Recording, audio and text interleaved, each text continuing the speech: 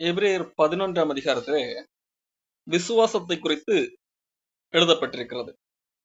எது விசுவாசம் என்கிறதை குறித்து அத்தோடு நில்லாமல், முற்காலத்திலே விசுவாசத்தின் நிமித்தம் தாங்கள் கொண்டு தேவன் பேரில் வைத்திருந்த விசுவாசத்தின் நிமித்தம் யாரெல்லாம் எப்படியெல்லாம் நற்சாட்சி பெற்றார்கள் என்கிறதை குறித்து எழுதப்பட்டிருக்கிறது. அந்த அடிப்படையிலே தான் ஆபேல், நோவா, அதற்கு முன்பாக ஏனோக்கு, ஆபிரகாம், யாக்கோபு, ஈசாக்கு என்கிறவர்கள் தேவனிடத்திலே விசுவாசம் வைத்ததினால் எப்படி நற்சாட்சி பெற்றார்கள் என்கிறதை குறித்து பார்த்தோம்.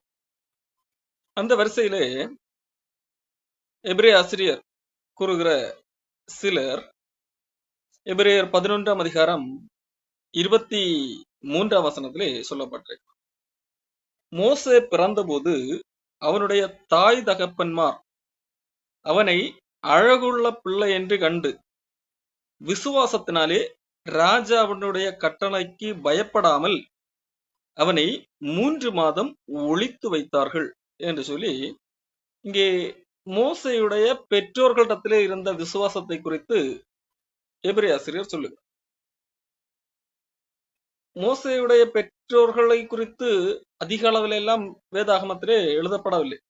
கொஞ்சம் பகுதி தான் வேதாகமத்திலே சொல்லப்பட்டிருக்கிறது. அதன் பிறகு மோசேயுடைய செயல்கள், அதன் பிறகு மோசே எப்படி இஸ்ரவேல் ஜனங்களை வழி நடத்தினா அதை குறித்துதான் பெரும் பகுதியாக சொல்லப்பட்டிருக்கும். ஆனால் எபிரேய ஆசிரியர் எங்கிருந்து பார்க்கிறார் பாருங்கள், மோசையுடைய பெற்றோரிடத்திலேயே ஒரு பெரிய விசுவாசம் இருந்தது என்கிறதாக பார்க்கிறார். மோசையுடைய பெற்றோரிடத்திலே காணப்பட்ட விசுவாசம் எந்த சூழலிலே காணப்பட்டது என்கிறதை நாம் புரிந்து கொள்ள வேண்டும். யாத்திராகமம் 1ஆம் அதிகாரத்திலே அங்கே எடுத்த உடனடியாக ஆரம்பிக்கின்ற காரியம் எகிப்துக்கு போன இஸ்ரவேலருடைய குமாரரின் நாமங்களாவன என்று சொல்லி ஆரம்பிக்கிறது.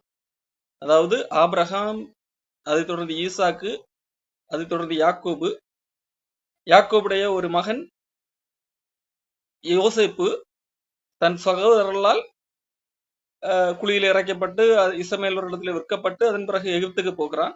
அங்கே அவன் அதிபதியாக மாற்றப்படுகிறான். அங்கே அவனுக்கு ஆண்டவர் கொடுத்த சொப்பனத்தின் அடிப்படையிலே புத்திசாலித்தனமாக செயல்பட்டு உலகமெங்கும் வந்த பஞ்சத்திலே அந்த மக்கள் பஞ்சமில்லாமல் தப்பிக்கிறார்கள்.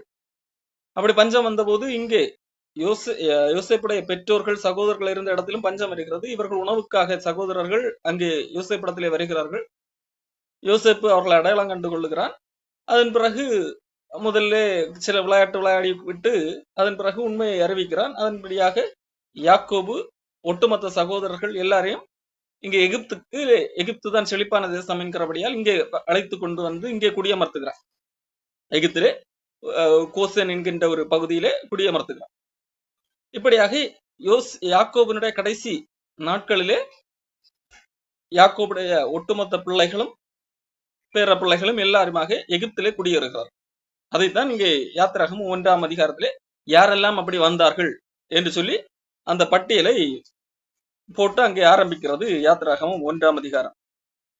அப்படி யோசேப்புடைய காலத்திலே வருகிறார்கள். யோசேப்புடைய காலம் முடிந்த பின்பதாக அந்த பார்வோனுக்கு யோசேப்பிடத்திலே நல்ல செல்வாக்கு இருந்தது. யோசேப்பு நல்ல பெயர் சம்பாதித்து வைத்திருந்தான் அந்த பார்வோன் ராஜாவிடத்திலே. ஆனால் யோசேப்பு மரித்து போகிறான். யோசேப்பு மரித்த பின்பதாக அவர்களுடைய பிள்ளைகள் கொஞ்ச காலம் அந்த பார்வோன் அவருடைய பிள்ளைகள் ஓரளவுக்கு யோசேப்பு செய்த நன்மைகளை எல்லாம் ஞாபகத்தில் வைத்திருப்பார்கள். அதன் பிறகு வேதாகமம் சொல்லுகிறது, யோசேப்பை அறியாத ஒரு புதிய ராஜா ஒருத்தன் எகிப்திலே தோன்றினான் என்று சொல்லி. அப்ப அந்த எகிப்திலே யோசேப்பை குறித்து யோசேப்பு நம் நாட்டுக்கு என்ன செய்தான் என்கிறது அந்த பழைய வரலாறு தெரியாத ஒருத்தன் புதிதாக வந்து ஆட்சியிலே வருகிறான்.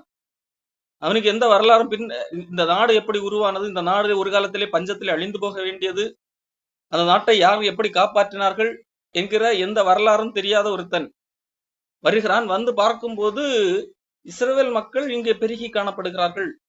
அவன் பயப்படுகிறான், ஒருவேளை இவர்கள் இன்னும் பெருகினால் வேறு ஏதாவது ஒரு நாடோடு யுத்தம் வந்தால் இவர்கள் நமக்கு எதிராக கிளம்புவார்கள், அவர்கள் போவார்கள் என்று சொல்லி அவன் பயப்படுகிறான்.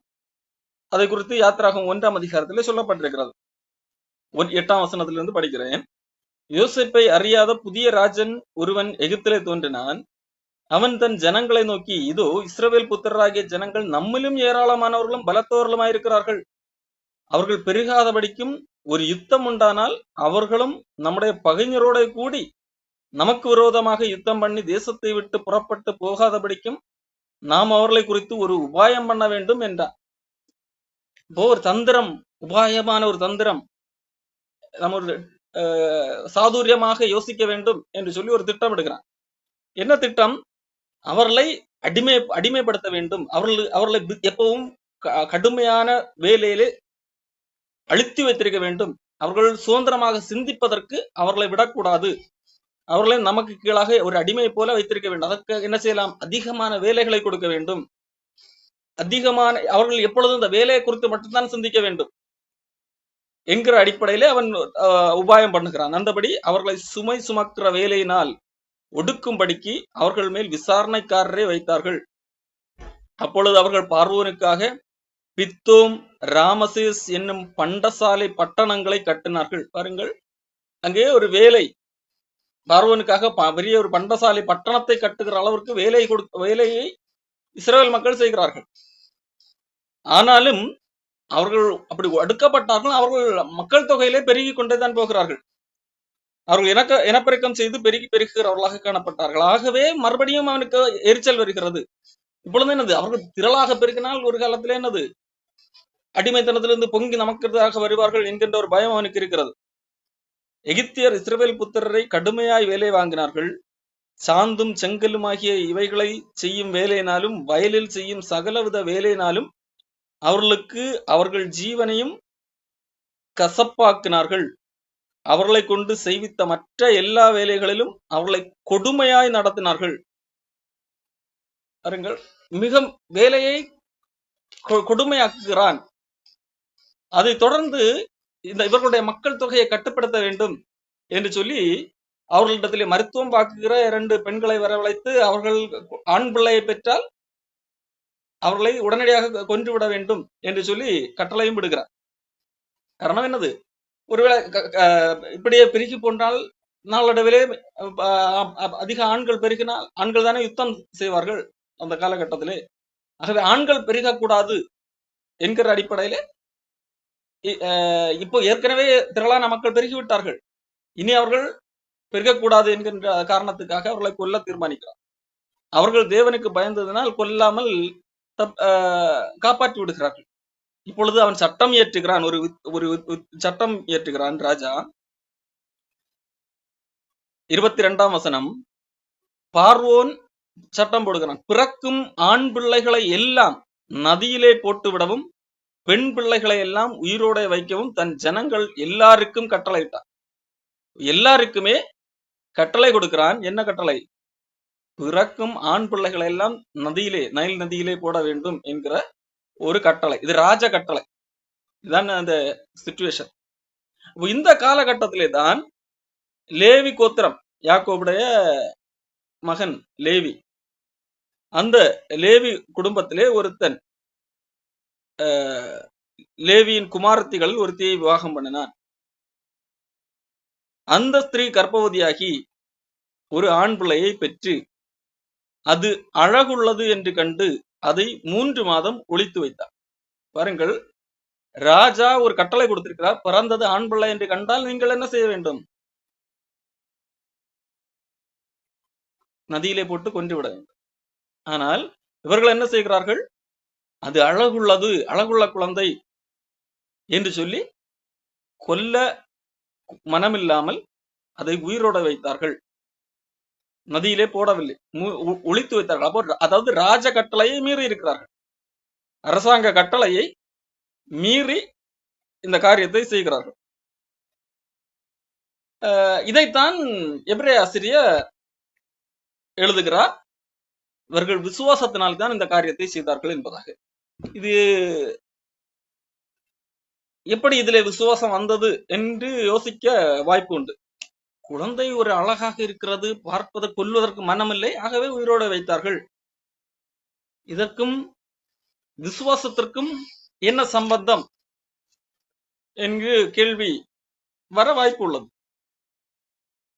கேள்வி சிலருக்கு வரலாம், பெரும்பாலும் வர வாய்ப்பு உண்டு. அதைத்தான் இங்கே ஆனால் வேதாகம் சொல்லுகிறது அதற்கு சம்பந்தம் இருக்கிறது என்று சொல்லு. என்ன சம்பந்தம்? என்ன சம்பந்தம் என்றால், இந்த அழகு என்று சொல்லி அவர்கள் அழகுள்ள பிள்ளை என்று கண்டார்கள் என்று சொல்லப்பட்டிருக்கிறது அல்லவா, அதனுடைய சரியான அர்த்தத்தை நாம் புரிந்து கொள்ள வேண்டும். மோசையுடைய அப்பா அம்மா அப்பிள்ளை அழகுள்ளது என்று கண்டு அதை கொல்லவில்லை என்று சொல்லப்பட்டிருக்கிறது அல்லவா. அந்த அழகு என்று சொல்லுகின்ற போது அது எதை குறிக்கிறது என்கிறதை நாம் புரிந்து கொள்ள வேண்டும். இங்க எபிரேய ஆசிரியரும் அதைத்தான் சொல்லுகிறார். எபிரேயர் 11ஆம் அதிகாரம் 23ஆம் வசனம். மோசே பிறந்த போது அவனுடைய தாய் தகவன்மார் அவனை அழகுள்ள பிள்ளை என்று கண்டு விசுவாசத்தினாலே ராஜாவுடைய கட்டளைக்கு பயப்படாமல் அவனை 3 மாதம் ஒழித்து வைத்தார். அப்ப ராஜாவுடைய கட்டளைக்கு பயப்படவில்லை. ஏன் பயப்படவில்லை? குழந்தை அழகாக இருந்தது. ஆகவே அப்போ அழகில்லாமல் ஒருவேளை அழகில்லாத குழந்தை பிறந்தால் கொண்டிருப்பார்களோ என்கின்ற ஒரு கேள்வி வரும் அல்லவா. இந்த அழகு என்கிறதனுடைய சரியான அர்த்தத்தை நாம் புரிந்து கொள்ள வேண்டும். இதை புரிந்து கொள்ள வேண்டும் என்றால் நாம் ஸ்தேவான் இடத்திலே போய் கேட்க வேண்டும். ஸ்தேவான் தான் இதற்கு சரியான அர்த்தம் சொல்லக்கூடியவராக இருப்பார். அப்போஸ்தலர் நடபடிகள் 7ஆம் அதிகாரத்திலே ஸ்தேவான் இதை குறித்து சொல்லுகிறார். 7ஆம் அதிகாரம் அப்போஸ்தலர் நடபடிகள் 7ஆம் அதிகாரம் 20வது வசனத்திலே ஸ்தேவான் சொல்லுகிற ஒரு காரியம், அக்காலத்திலே மோசே பிறந்து திவ்ய சௌந்தரியம் உள்ளவனாக இருந்து 3 மாதம் அளவும் தன் தகப்பன் வீட்டிலே வளர்க்கப்பட்டான். இங்கே மோசேயை குறித்து ஸ்தேவான் சொல்லுகிற வார்த்தை என்ன? அழகுள்ளவன் என்று அல்ல, அல்லது இந்த இடத்துல சௌந்தரியம் உள்ளவன் என்று அல்ல, மாறாக திவ்ய சௌந்தரியம் உள்ளவன் என்கின்ற வார்த்தை பயன்படுத்தப்பட்டிருக்கிறது. திவ்ய சௌந்தரியம் உள்ளவன் என்று சொன்னால் தேவனுக்கு முன்பாக அழகுள்ளவன் என்று பொருள். ஆகவேதான் சில ஆங்கில வேதாகம மொழிபெயர்ப்பிலே இன் சைட் ஆஃப் காட் என்கின்ற வார்த்தை கூட எழுதப்பட்டிருக்கு. வெறும் அழகு என்கின்ற வார்த்தையோடு நின்றிருக்காது அந்த இடம். மூல மொழிபெயர்ப்பிலும் அந்த வார்த்தை கடவுள் காட் என்கின்ற வார்த்தை காணப்படுகிறது. அப்போ தேவனுக்கு முன்பாக அழகுள்ளவன், தெய்வீக அழகுள்ளவன், திவ்ய தெய்வீக அழகுள்ளவன் என்று சொல்லி அவருடைய பெற்றோர்கள் காண்கிறார். அப்போ மோசேயை குறித்து தேவனுக்கு ஒரு திட்டம் இருக்கிறது என்கிறதை கண்டு இவனை ராஜாவுடைய கட்டளைக்கு பயந்து கொன்றுவிடக் கூடாது, ராஜாவுடைய கட்டளைக்கு பயப்படக்கூடாது, ஆண்டவருக்கு நம்முடைய குழந்தை வைத்து ஒரு திட்டம் இருக்கிறது என்று சொல்லி விசுவாசித்ததனால் ராஜாவுடைய கட்டளை எல்லாம் முக்கியம், ஆண்டவருடைய திட்டம் தான் முக்கியம் என்று சொல்லி விசுவாசித்தார்கள். அந்த விசுவாசத்திலே அவர்கள் பயப்படவில்லை. ராஜ கட்டளை மீறினால் மரண தண்டனை விதிக்கப்பட வாய்ப்பு உண்டு. 3 மாதம் ஒழித்து வைத்தார்கள் என்று சொன்னால், எப்படியாகிலும் கண்டுபிடிக்கப்பட்டால் ராஜ கட்டளையை மீறிவிட்டார்கள் என்று சொல்லி அழைத்து வந்து கொலை செய்யப்பட, மரண தண்டனை விதிக்கப்பட வாய்ப்பு உண்டு. ஆனால் அதை குறித்து அவர்கள் பயப்படவில்லை. ராஜாவின் கட்டளைக்கு பயப்படவில்லை. எப்படி பயப்படவில்லை? அவர்கள் விசுவாசித்தார். விசுவாசத்தினால் தங்களுடைய குழந்தை குறித்து தேவனுக்கு ஒரு திட்டம் இருக்கிறது என்கிறதை கண்டு கொண்டதினால் இந்த குழந்தை ராஜா சொல் பேச்சு கேட்டு நாம் கொல்ல வேண்டாம் என்று சொல்லி உறுதியாக இருந்தார்கள். 3 மாதம் கழிந்து அப்பொழுது என்னது கொல்லவில்லை, பிழையில வைத்து பாதுகாப்பாக அந்த குழந்தை தக்க இடத்திலே வளர வேண்டும் என்கிறதற்கான ஒரு திட்டம் தான் தீட்டினார்கள். அப்போ ஆகவேத்தான் இங்கே எபிரேய ஆசிரியர் சொல்லுகிறார், மோசையுடைய பெற்றோர் தங்களுக்கு பிறந்த பிள்ளை அழகுள்ள பிள்ளை என்று கண்டு, இங்கே அழகுள்ள பிள்ளை என்று சொல்லி நாம் பார்க்கும்போது நாம் இன்றைக்கு பார்க்கின்ற புறத்தோற்றம் சார்ந்த அழகு என்கின்ற அடிப்படையில புரிந்து கொள்ளக்கூடாது. அவன் தெய்வீக அழகுள்ளவன், தேவனுக்கு முன்பாக தேவனுடைய பார்வையில் அழகுள்ளவன், தேவனால் தெரிந்தெடுக்கப்பட்டவன் என்று கண்டு தேவன் இவனை வைத்து ஒரு திட்டம் தீட்டியிருக்கிறார் என்கிறதை கண்டு ராஜாவுடைய கட்டளை எல்லாம் நம்ம பயப்பட வேண்டியதில்லை, இந்த குழந்தையிடத்திலே ஆண்டவருடைய திட்டம் இருக்கிறது என்று சொல்லி உயிரோட காப்பாற்றினார்கள். அரச கட்டளையை மீறினார்கள் விசுவாசத்தினால். எந்த அடிப்படையில் இவர்களுக்கு அந்த விசுவாசம் வந்தது? காரணம், இஸ்ரவேல் மக்களுக்கு ஆண்டவர் ஏற்கனவே சொல்லி இருந்தார், இந்த 430 வருடங்கள் தங்களுடைய அல்லாத தேசத்திலே இருப்பார்கள் என்று சொல்லி ஆபிரகாமுக்கு ஆண்டவர் சொல்லி இருந்தார். அதை வழி வழியாக மக்கள் கேள்விப்பட்டு வந்தார்கள். எல்லாரும் மறந்து போயிருக்கலாம், ஆனால் மோசேயுடைய பெற்றோர்கள் அதை விசுவாசித்தார்கள். ஆபிரகாமுக்கு கொடுத்த வாக்கு தத்தத்தை விசுவாசித்தார்கள். ஆபிரகாமுக்கு ஆண்டவர் வாக்கு கொடுக்கிறார். எப்பொழுது? ஆபிரகாமுடைய 75வது வயதிலே, நான் உனக்கு காண்பிக்கும் தேசத்துக்கு போ, அந்த தேசத்தை காண்பித்த என்பதாக சொல்கிறார். இந்த தேசத்தை உனக்கும் இந்த சந்ததிக்கு தருவேன் என்பதாக. அதன் பிறகு ஆண்டவர் மறுபடியும் ஆபிரகாமிடத்திலே சொல்லுகிறார், உன்னுடைய சந்ததியார் 400 வருஷம் தங்களுடையதல்லாத தேசத்திலே அடிமைகளாக இருந்து சேவிப்பார்கள் என்பதாக ஆண்டவர் ஆபிரகாமிடத்திலே சொல்லுகிறதை பார்க்க முடியும். ஆதியாகமம் புத்தகத்திலே நாம் பார்க்க முடியும். அதன் பிறகாக அந்த அடிமைத்தனத்திலிருந்து அவர்கள் விடுதலையாக்கப்படுவார்கள் என்கிறதையும் ஆண்டவர் அங்கு சொல்லி இருக்கிறதை நாம் பார்க்க. ஆதியாகமம் 15ஆம் அதிகாரம் 13ஆம் வசனத்திலே சொல்லப்பட்டிருக்கிறது. ஆபிரகாமுக்கு இன்னும் குழந்தை பிறக்கவில்லை. அப்பொழுது ஆண்டவர் சொல்லுகிற வார்த்தை, ஆண்டவர் ஆபிரகாமை நோக்கி, உன் சந்ததியார், ஆபிரகாம் அல்ல, ஆபிரகாமுடைய சந்ததியார், சந்ததியார் என்று சொல்லும் போது அது ஈசாக்கிலிருந்து ஆரம்பிக்கும், தங்களுடையதல்லாத அந்நிய தேசத்தில் பரதேசிகளாக இருந்து அந்த தேசத்தாரை சேவிப்பார்கள் என்றும் அவர்களால் 400 வருஷம் உபத்திரவப்படுவார்கள் என்றும் நீ நிச்சயமாய் அறிய கடவாய் என்று சொல்லி இங்கே சொல்லப்பட்ட. நாம் யாத்ராகமம் புஸ்தகத்திலே படித்து பார்க்கும்போது இஸ்ரவேல் மக்கள் எகிப்திலிருந்து வெளியேறின போது அங்கே சொல்லப்பட்ட வார்த்தை, அவர்கள் 430 வருஷம் முடிந்து அந்த எகிப்திலிருந்து வெளியேறினார்கள் என்று சொல்லி சொல்லப்பட்டிருக்கு.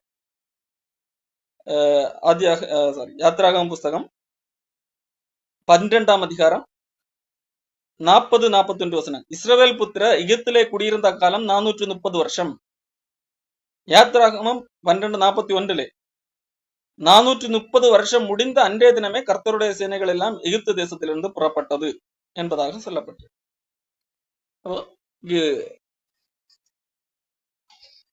இஸ்ரவேல் மக்களுக்கு தகப்பனாகிய ஆபிரகாம் இடத்திலே ஆண்டவர் வாக்கு கொடுத்திருந்தார். அந்த வார்த்தையின்படியே சொன்ன நாளிலே தானே, அந்த குறிப்பிட்ட காலம் முடிந்த உடனடியாகத்தானே மக்களை ஆண்டவர் விடுதலையாக்குகிறார். ஆனால் இந்த நம்பிக்கை எல்லா மக்களிடத்திலும் காணப்பட்டதா என்று கேட்டால் இல்லை.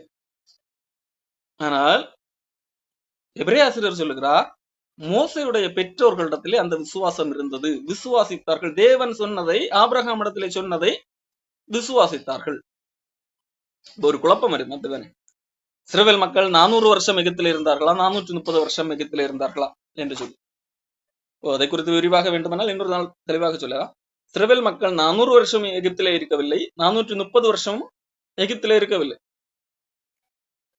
எகிப்திலே யாக்கோபு போனான் அல்லவா, யோசேப் தன்னுடைய மகன் காலத்திலே 130வது வயதிலே யாக்கோபு எகிப்துக்கு போகிறார்.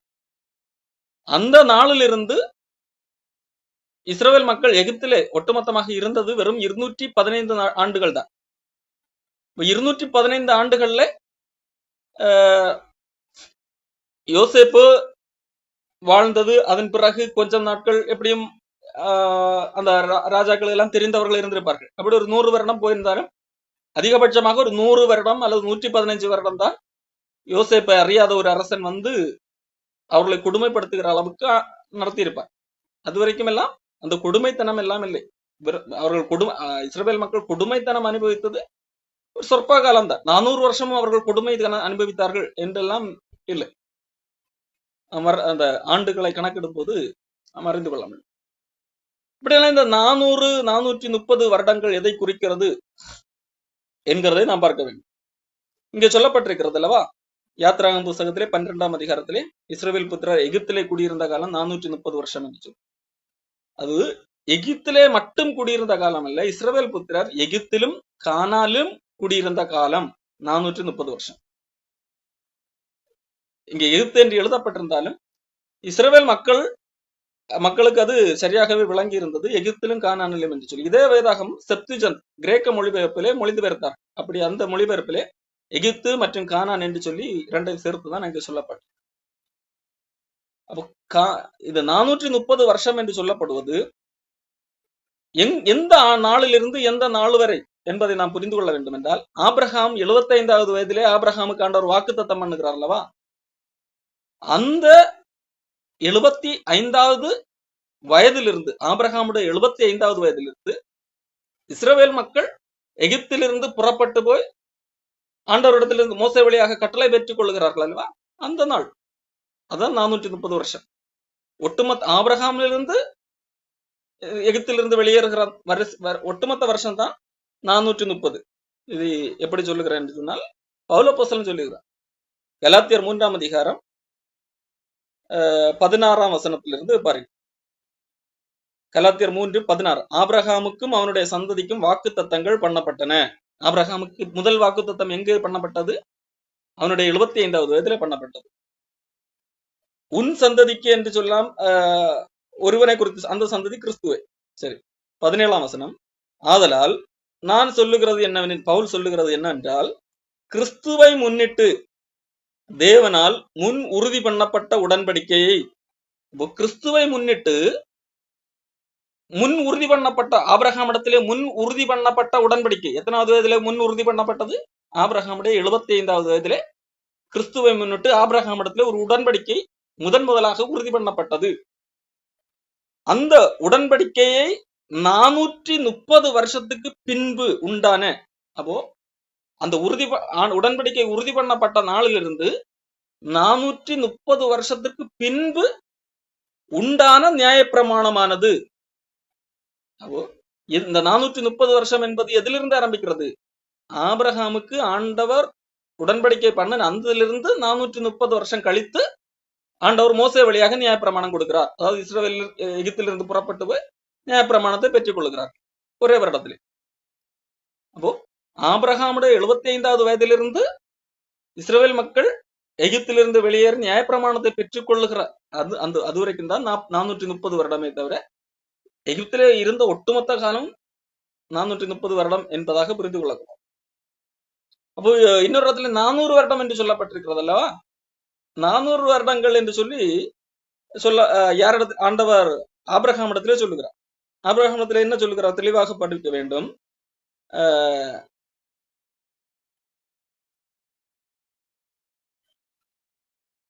உன் சந்ததியார், ஆபிரகாமுடைய சந்ததியார்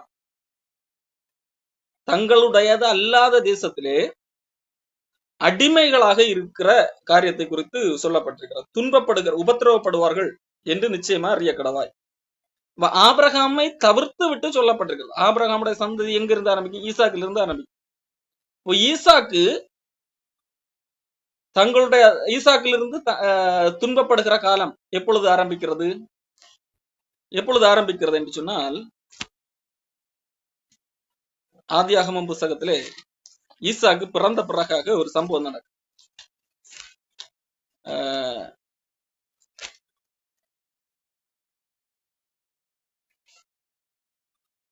ஆதியாகமம் 21ஆம் அதிகாரம் 8ஆம் வசனம் பாருங்கள். பிள்ளை வளர்ந்தது, அதாவது ஈசாக்கு பால் மறந்தது, அதாவது பிள்ளை வளர்ந்தது, பால் மறந்தது, பிள்ளைக்கு பால் குடிக்கக்கூடிய பருவம் மறைந்தது. கிட்டத்தட்ட அப்ராக்சிமேட்லி 5 வருடம் இருக்கு, அப்படிதான். ஈசாக்கு பால் மறந்த நாளிலே ஆபிரகாம் பெரிய விருந்து பண்ணினான். இப்பொழுதுதான் ஈசாக்கு பால் மறந்து ஒரு 5 வயது. அப்போது பின்பு, அப்ப பால் மறந்த பின்பு, அப்ப 5 வயதுக்கு பின்பு எகிப்து தேசத்தாலாகிய ஆகார் ஆபிரகாமுக்கு பெற்ற குமாரன் பரியாசம் பண்ணுகிறதை சாராள் கண்டு ஆபிரகாமை நோக்கி இந்த அடிமை பெண்ணையும் அவள் மகனையும் புறம்பை தள்ளும் என்று சொல்ல. அப்போ ஆபிரகாமுடைய சந்ததியை எகிப்து தேசத்தாளுடைய பையன் பரியாசம் பண்ணுகிறான். கலாத்தியர் புஸ்தகத்திலே துன்பப்படுத்தினார் என்றே சொல்லப்பட்டிருக்கிறது. அப்போ இந்த துன்பம் எப்பொழுது ஆரம்பிக்கிறது என்றால் ஈசாக்குடைய 5 வயதிலிருந்து, 5 வயது என்று துல்லியமாக இல்லை, பால் மறந்த பருவம் என்று சொல்லப்பட்டிருக்கிறது. ஆகவே தோராயமாக ஒரு 5 வயது, பால் மறக்கிற வயது. இதைத்தான் கலாத்தியர் புஸ்தகத்திலே பவுலப்போஸ்தலன் தெளிவாக சொல்லுவார். கலாத்தியர் 4ஆம் அதிகாரம்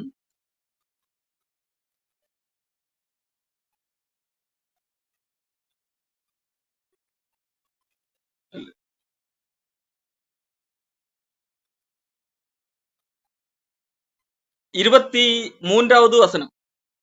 அடிமையானவளிடத்தில் பிறந்தவன். இங்க யாரை குறித்து பேசி இருக்கிறார் சொன்னால் ஆபிரகாமுக்கு பிறந்த 2 பிள்ளைகளை குறித்து பேசியிருக்கிறார். ஒன்று சாராளிடத்திலே பிறந்தவன், இன்னொன்று ஆகாரிடத்திலே பிறந்தவன். 22ஆம் வசனத்தை நீங்கள் படிப்பீர்கள் என்று சொன்னால் தெரியும். ஆபிரகாமுக்கு 2 குமாரர் இருந்தார்கள் என்று எழுதியிருக்கிறது. ஒருவன் அடிமையானவளிடத்திலே, அதாவது எகிப்து தேசத்திலிருந்து வந்த ஆகாரிடத்திலே பிறந்தவன். ஒருவன் சுயாதீனமிடத்திலே சாராளிடத்திலே பிறந்தவன். அடிமையானவளிடத்திலே, அதாவது ஆகாரிடத்திலே பிறந்தவன் மாம்சத்தின்படி பிறந்தான். சுயாதீனமிடத்தில் பிறந்தவன் வாக்கு தத்தத்தின்படி பிறந்தான். இவைகள் ஞான அர்த்தம் உள்ளவைகள். அந்த ஸ்திரீகள் 2 ஏற்பாடுகளாம். ஒன்று சீனாய் மலையில் உண்டான ஏற்பாடு, அது அடிமைத்தனத்துக்குள்ளாக பிள்ளை பெறுகிறது, அது ஆகார் என்பவர். ஆகார் என்பவர் அரபி தேசத்தில் உள்ள சீனாய் மலை. 29ஆம் வசனம். ஆகிலும் மாம்சத்தின்படி பிறந்தவன், மாம்சத்தின்படி பிறந்தவன் யார்? ஆகாருக்கு பிறந்தவன் இஸ்மவேல்.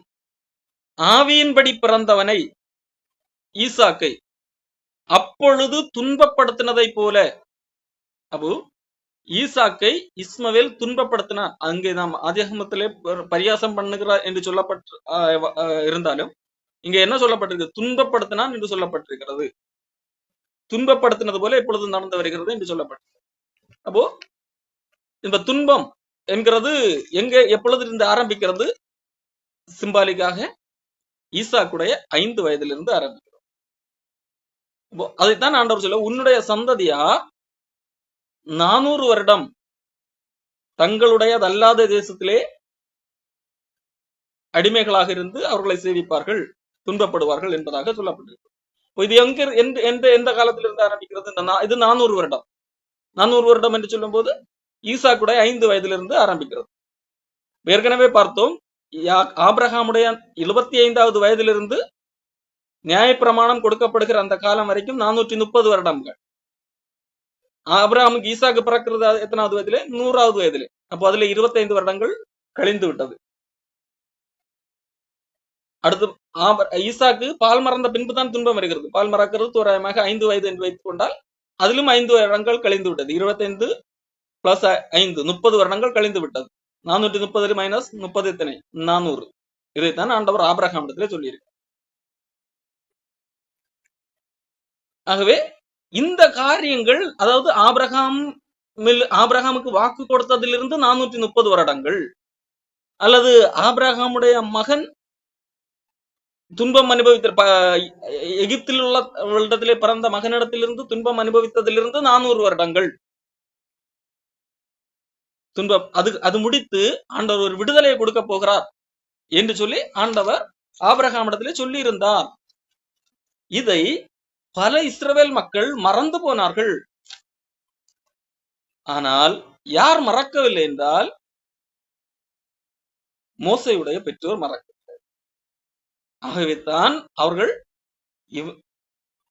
இந்த குழந்தை விடுதலையை காணும் என்கின்ற நம்பிக்கையிலே, விசுவாசத்திலே, தெய்வீக அழகுள்ள குழந்தை, தேவனுடைய பார்வையிலே தேவனுடைய திட்டத்திற்காக பயன்படுத்தப்படக்கூடிய குழந்தை என்று அறிந்து ராஜாவுடைய கட்டளைக்கு பயப்படாமல், கடவுளுடைய கட்டளை பெரிதா ராஜாவுடைய கட்டளை பெரிதா என்று சொல்லி, கடவுளுடைய கட்டளை தான் முக்கியம், கடவுளுடைய திட்டத்தை நாங்கள் நம்புவோம் என்று சொல்லி அவர்கள் ராஜாவுடைய கட்டளைக்கு பயப்படாமல் பிள்ளையை உயிரோட வைத்தார்கள், ஒளித்து வைத்து வளர்த்தார்கள் என்று சொல்லி எபிரேய ஆசிரியர். இதே போன்ற காரியங்கள் தான் அப்போஸ்தலருடைய வாழ்க்கையிலும் நடந்தது. அப்போஸ்தலருடைய வாழ்க்கையிலே இயேசு கிறிஸ்துவை குறித்து பிரசங்கிக்கிறார்கள். இது யார் கொடுத்த கட்டளை? ஆண்டவர் கொடுத்த கட்டளை, ஆண்டவருடைய திட்டம். நாம் பேசுகிற பேச்சின் மூலமாக, நாம் ஆண்டவரை அறிவிக்கிறதன் மூலமாக, அந்த பிரசங்கத்தின் மூலமாக எல்லாரும் ரட்சிக்கப்பட வேண்டும் என்கிறதான் தேவனுடைய திட்டம். மேஜிக் பண்ணி அல்ல, எல்லாரும் ஒரு நேரத்துல மேஜிக் பண்ண உடனே ஒரு மயக்க நிலைமையில எல்லாரும் மேஜிக்காக மனம் மாறுகிற சம்பவம் அல்ல. சுவிசேஷம் பிரசங்கிக்கப்பட்டதை கேட்டு உணர்வடைந்து அவர்களாக வாலண்டரியாக எனக்கு இந்த இயேசுதான் ரட்சகர் என்பதை உணர்ந்து ரட்சிக்கப்பட வேண்டும். அதுதான் தேவனுடைய திட்டம். அதுதான் சொல்லப்படுது. பைத்தியமாக, பலருக்கு இது பைத்தியமாக தோன்றும் பிரசங்கத்தை கேட்பது, சுவிசேஷத்தை கேட்பது. இது எப்படி என்று பைத்தியமாக தோன்றுகிற பிரசங்கத்தினாலே மக்களை ரட்சிப்பது தேவனுக்கு பிரியமாயிற்று. அதான் தேவனுடைய திட்டம். அப்போ அப்படி தேவனுடைய திட்டத்தின்படி பிரசங்கித்துக் கொண்டிருந்த அப்போஸ்தலர்கள் அவர்களை பிடித்து இதை குறித்து பேசக்கூடாது என்று சொல்லி கட்டளை போடுகிறார்கள். அரசாங்க உத்தரவு வருகிறது. அப்போ அவர்கள் சொன்ன பதில் எப்படி இருந்தது என்று சொன்னால், தேவனுக்கு கீழ்ப்படுகிறது அல்லது மனுஷனுக்கு கீழ்ப்படுகிறது, எது முக்கியம் என்று சொல்லி அவர்கள் கேள்வி கேட்டவர்களாக காணப்பட்டார்கள். அப்போஸ்தலர் 4ஆம் அதிகாரத்திலே இதை குறித்து சொல்லப்பட்டிருக்கிறது. அப்போஸ்தலர் 4ஆம் அதிகாரம் 18ஆம் வசனம் பாருங்கள். அவர்களை அழைத்து, அதாவது அப்போஸ்தலர்களை அழைத்து, இயேசுவின் நாமத்தை குறித்து எவ்வளவும் பேசவும் போதிக்கவும் கூடாது என்று அவர்களுக்கு கட்டளை இட்டார்கள். அரசாங்க கட்டளை அல்லது ஒரு அதிகாரத்திலே இருக்கிற ஒரு அதிகாரியுடைய கட்டளை, அந்த சமுதாயத்தினுடைய முக்கியஸ்தர்களுடைய கட்டளை. அவருக்கு அப்போஸ்தலர்கள் என்ன சொல்லுகிறார்கள்? அதாவது பேதுருவும் யோவானும் அவர்களுக்கு பிரதித்திரமாக, தேவனுக்கு செவி கொடுக்கிறதை பார்க்கலும் உங்களுக்கு செவி கொடுக்கிறது தேவனுக்கு முன்பாக நியாயமாயிருக்குமோ என்று நீங்களே நிதானித்து பாருங்கள். நாங்கள் கண்டவைகளையும் கேட்டவைகளையும் பேசாமல் இருக்க கூடாதே என்றார்கள். அப்போ இதுதான் விசுவாசம். இப்போ ஆண்டவர் ஒரு காரியத்தை சொல்லி இருக்கிறார். இதை மீறி செயல்பட்டால் உயிருக்கு ஆபத்தை விளைவிக்கக்கூடிய சம்பவம் நடக்கலாம், பரவாயில்லை. ஆண்டவர் சொன்னதை விசுவாசித்து செயல்படுத்தும். அதனால் எங்களுடைய உயிர் போனாலும் பரவாயில்லை என்கின்ற நிலைமையிலே அப்போஸ்தலர்கள் அன்றைக்கு வாழ்ந்தார்கள். அதே போன்ற ஒரு நிலையிலே தான் மோசேயுடைய பெற்றோர்களும் காணப்பட்டார்கள். அரச கட்டளை என்ன? உங்களுக்கு ஆண் குழந்தை பிறந்தால் நதியிலே போட்டாக வேண்டும். இது ராஜ கட்டளை. ராஜ கட்டளையை மீறக்கூடாது. அது எவ்வளவு பெரிய ராஜ கட்டளை ஆனாலும் நாங்கள், ஆண்டவர் எங்களுக்கு ஒரு திட்டம் வைத்திருக்கிறார், எங்கள் மக்களுக்கு ஒரு திட்டம் வைத்திருக்கிறார். அன்றைக்கு ஆபிரகாம் இடத்திலே சொன்ன அந்த ஆண்டு நெருங்கி கொண்டு வருகிறது. அந்த ஆண்டு ஏற்கனவே இங்கே எகிப்துக்கு வருவதற்கு முன்பதாகவே 215 ஆண்டுகள் முடிந்து விட்டது. அதிலும் கிட்டத்தட்ட ஒரு 100 ஆண்டுகள் அது நல்ல முறையிலே முடிந்திருக்கு. அதன் பிறகு உபத்திரவம் இப்படி நடந்து கொண்டிருக்கிறது. இந்த ஆண்டவர் சொன்ன அந்த விடுதலை என்கின்ற நாட்கள் மிக நெருங்கி கொண்டு வருகிறது. அந்த திட்டம் எங்கள் பையன் மூலமாக, எங்களிடத்தில் ஆண்டவர் தரப்போகிற பையன் மூலமாக இருக்கிறது. அந்த திட்டம் இருக்கிறது. ஆகவே தான் அவர்கள், இந்த பையன் தெய்வீக அழகுள்ளவன், தேவனுடைய பார்வையிலே இவன் அழகுள்ளவன், அதாவது தேவனை திட்டத்தை நிறைவேற்றுவதற்காக தேவனால் தெரிந்து கொள்ளப்பட்டவன் என்கிறதை அவர்கள் கண்டுகொள்ளுகிறார்கள், விசுவாசித்தார்கள். அப்போ ஆகவே நாங்கள் ராஜாவுடைய கட்டளைக்கு கீழ்ப்படிய மாட்டோம். தேவனுடைய திட்டம் நிறைவேறுவதற்காக எங்கள் உயிர் போனாலும் நாங்கள் தைரியமாக நிற்போம். அரச கட்டளை மீறி தேவ திட்டத்தை நிறைவேற்றுவதற்கு ஏதுவாக நாங்கள் நிற்பதனால் எங்கள் உயிர் போனாலும் பரவாயில்லை என்று சொல்லி நிற்கக்கூடியவர்களாக இருந்தார். ஆகவேதான் இங்கே எபிரேயர் சொல்லுகிறார், அவர்கள் விசுவாசத்தினால் ராஜாவின் கட்டளைக்கு பயப்படவில்லை. ஒரு ராஜாவின் கட்டளைக்கு பயப்படவில்லை, விசுவாசம். அவர்கள் ராஜாவின் கட்டளைக்கு பயப்படவில்லை. எப்படி? ராஜா எங்களை கொல்லவே முடியாது என்கிற அடிப்படையில அல்ல. ராஜா எங்களை கொன்றாலும் நாங்கள் கடவுளுடைய திட்டத்துக்கு தான் நிற்போம். நாங்கள் ராஜாவுடைய கட்டளைக்கு பயப்பட மாட்டோம். இதை காரியத்தை தான் அனனியா, மிஷாவேல், அசரியா என்று சொல்லி 3 தானியேலுடைய நண்பர்கள் இருந்தார்.